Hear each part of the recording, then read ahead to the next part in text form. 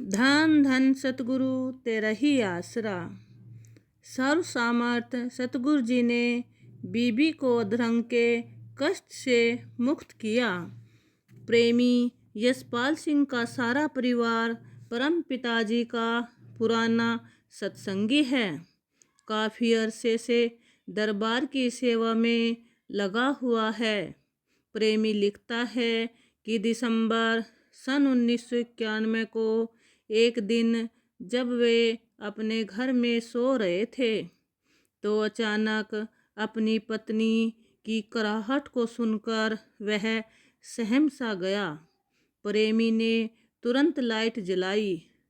उसकी हालत देखकर एकदम घबरा गया।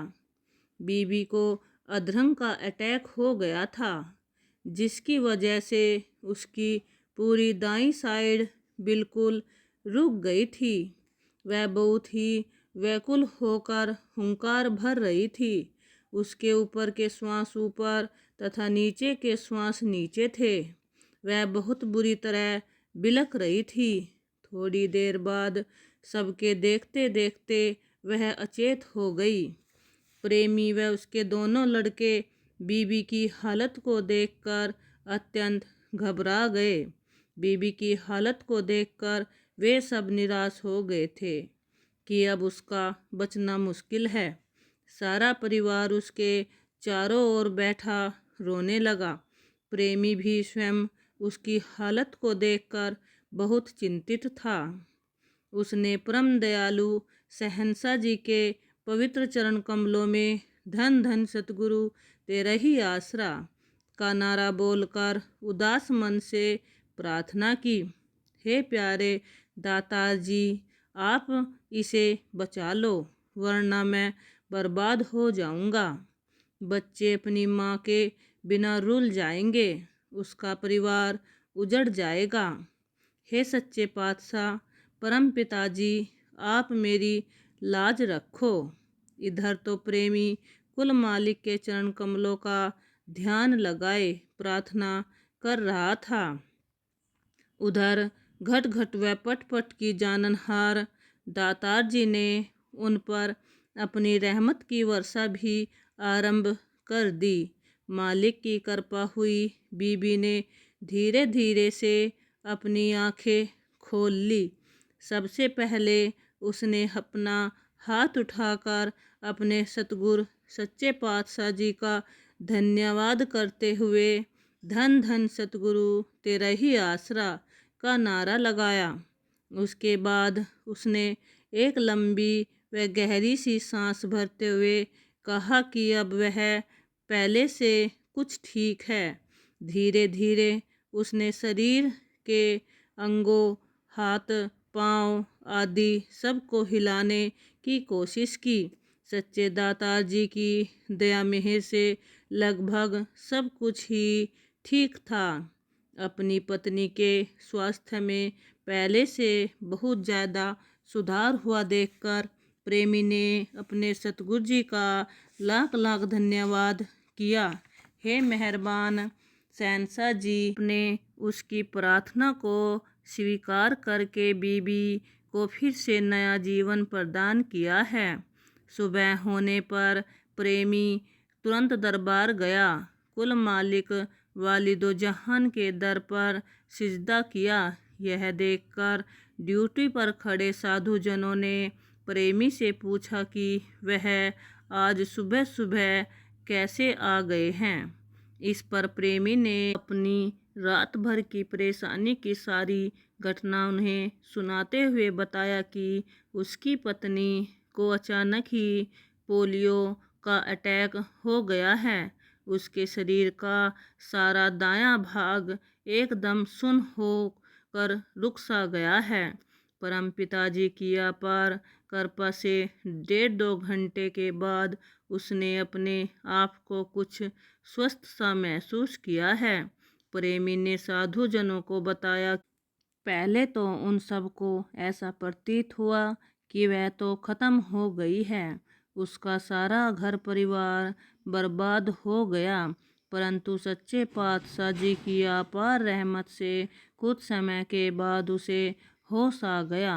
उसने मालिक का नारा भी लगाया।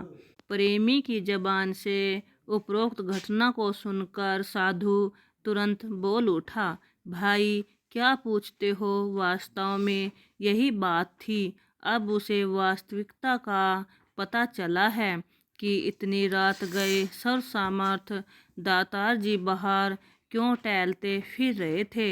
उस साधु ने बताया कि शहंशाह जी ने रात को जब वे बिल्कुल स्वस्थ अवस्था में आराम फरमा रहे थे, अचानक उन्होंने अपने शरीर में कुछ तकलीफ सी महसूस की।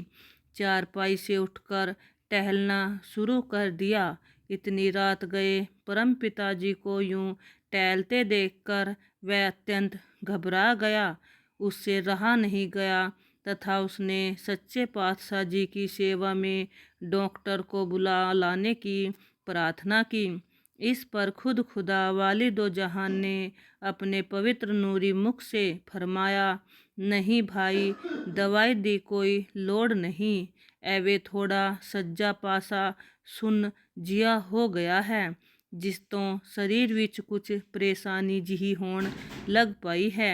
मेहरबान दातार जी ने इतना कहकर उस सेवादार को टाल दिया, परंतु असल बात को जाहिर नहीं किया। आम जीव कुल मालिक के किसी राज को क्या समझ सकता है।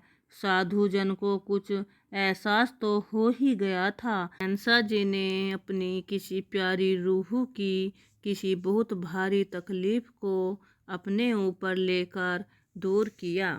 उसे वास्तविकता का पता नहीं चला था। वह उस बीबी को कोई अत्यंत भारी कर्म था जिसे दयालु दातार जी ने अपने ऊपर लेकर उस सूली के कष्ट को सूल में बदल दिया। हजूर महाराज पूज्य पिताजी के पवित्र मुख वचनों के अनुसार जीव के अनगिनत छोटे छोटे कर्म तो सतगुरु के दर्शनों तथा सत्संग करने से अपने आप ही कट जाते हैं, परंतु जो कर्म अवश्य भुगतने होते हैं, जो जीव के अपने ही के कर्मों का फल है, जो किसी भी प्रकार से टाले नहीं जा सकते, सामर्थ सतगुरु सूली से सूल बनाकर स्वयं भुगतवा देते हैं। सतगुरु अपने जीव को कभी कर्मों के दायरे में फंसा नहीं रहने देते। वे उसे हर कर्म के बंधन से मुक्त व आज़ाद करते हैं। उसे दोबारा जन्म मरण के चक्कर में न आना पड़े। जीव अपने जिन बहुत सी भारी कर्मों के बोझ का स्वयं नहीं उठा सकता, सर्व सामर्थ सतगुरु जी खुद उसके पास रहकर उन कर्मों को उस जीव से भुगतवा देते हैं, उसे पता तक भी नहीं चलने देते। ऐसी ही घटना प्रेमी की पत्नी सुषमा के साथ घटी थी। उस जबरदस्त अटैक से बीबी का पता नहीं कितना भारी नुकसान हो जाता, परंतु कुल मालिक परम पिताजी ने 1.5-2 घंटे की बेहोशी की अवस्था में उससे वह कर्म भुगतवा दिया, बल्कि उसकी सख्त पीड़ा को अपने शरीर के ऊपर ले लिया, उसे महसूस तक भी नहीं होने दिया। कुल मालिक सर्वशक्तिमान प्यारे सतगुरु जी ने इस महान उपकार को जीव कभी भी भूल नहीं सकता। सतगुरु जी की महानता का जिह्वा क्या गुणगान कर सकती है। क्या कलम में इतनी सामर्थ्य नहीं है जो उसे वर्णन कर सके। धन धन सतगुरु तेरा ही आसरा।